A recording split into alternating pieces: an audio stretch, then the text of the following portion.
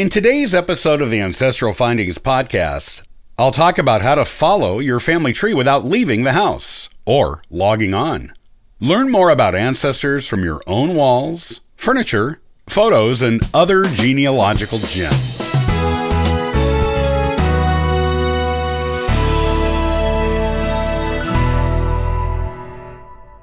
The advent of the internet was a game changer for amateur genealogists. Now that billions of scanned documents and photographs are available online, it's possible to discover information from other continents and centuries with the simple click of a button. However, it's also easier to run into misinformation and head in the wrong direction, and online research is only useful for records that have actually been uploaded and published online. Though the world is much smaller thanks to online tools, you may not need any technology at all to tap into your most useful resource, your own home. Remember that legitimate genealogy, the kind that could be useful to future generations and current distant relatives alike, is rooted in verification. While online family trees, message boards, and digital databases might give you valuable names and dates, only official records, photographs, and other authenticated sources are trustworthy enough to inspire real progress on your family tree. Some of the most valuable and accurate information about your family tree could be waiting just a few feet away. As you comb through your closets, attic, basement, crawl space, and storage shed for more information about your relatives, keep an eye out for these authentic genealogy gems. Diplomas and certificates.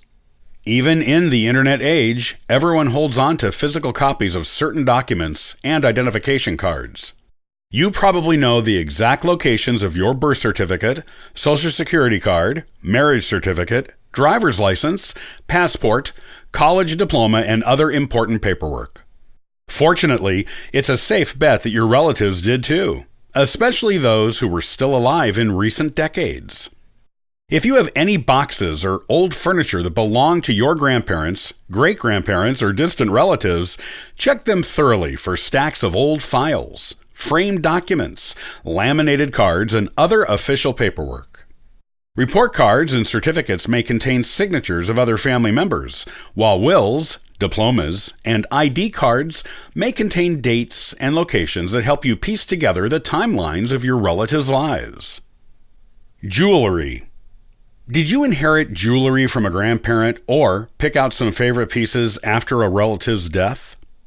Make sure you look closely at each piece.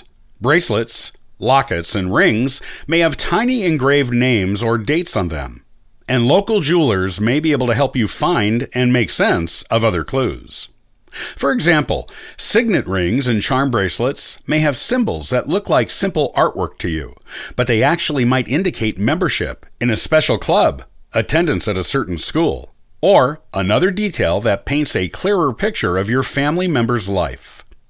Jewelers may also recognize serial numbers and other unique details that help you narrow down the name of the original owner.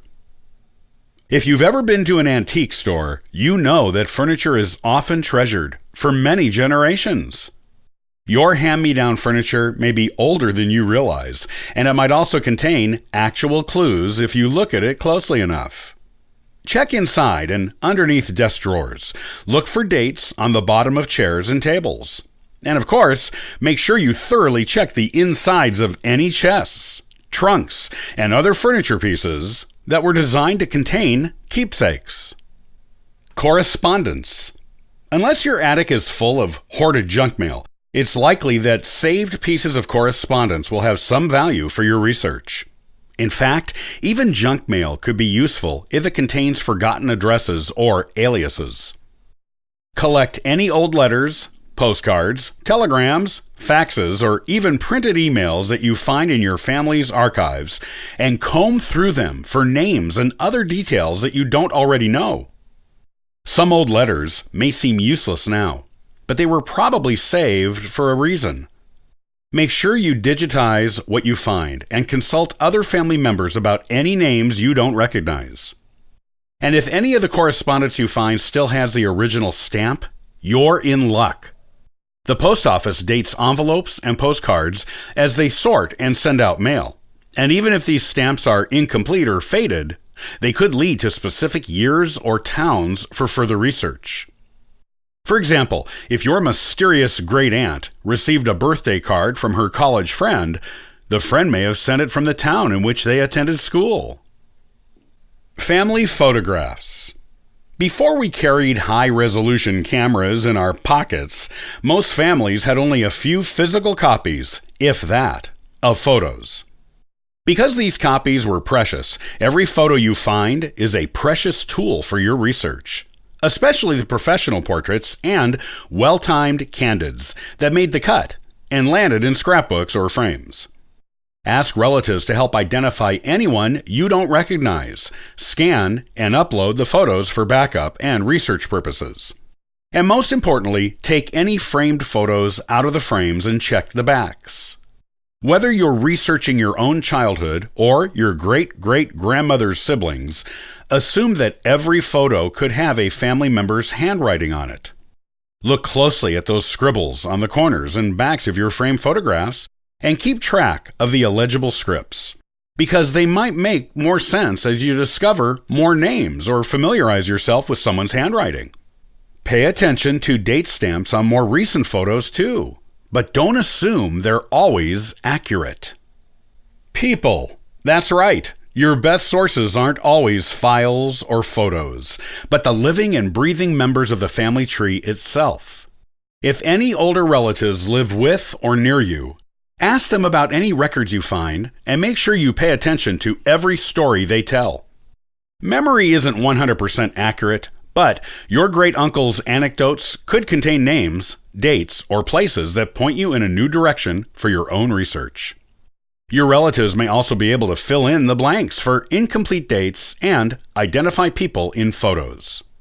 Most importantly, learning more about your relatives' lives will deepen your familial bond and ensure that their unique sacrifices and strengths are never forgotten. Don't ignore any details as you take notes about the stories they share. Even if something can't be entered into a search engine, the color of a house or the name of a favorite song could help you determine timelines or locations later. Additionally, these details will always give you a better sense of their passions and experiences. Of course, it's important to be respectful of each family member's boundaries and feelings if you plan to ask leading questions about their past. Ask permission before taking notes or before recording or filming oral history interviews. And thank them for enriching your life and research with their history.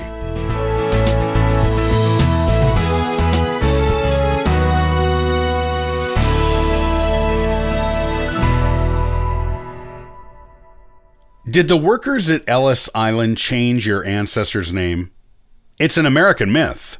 Truth is, they almost certainly did not. Join me next time on the Ancestral Findings podcast, and I'll give you some reasons why. To learn more about genealogy and sign up for our weekly giveaway, visit ancestralfindings.com. Copyright by Ancestral Findings, all rights reserved.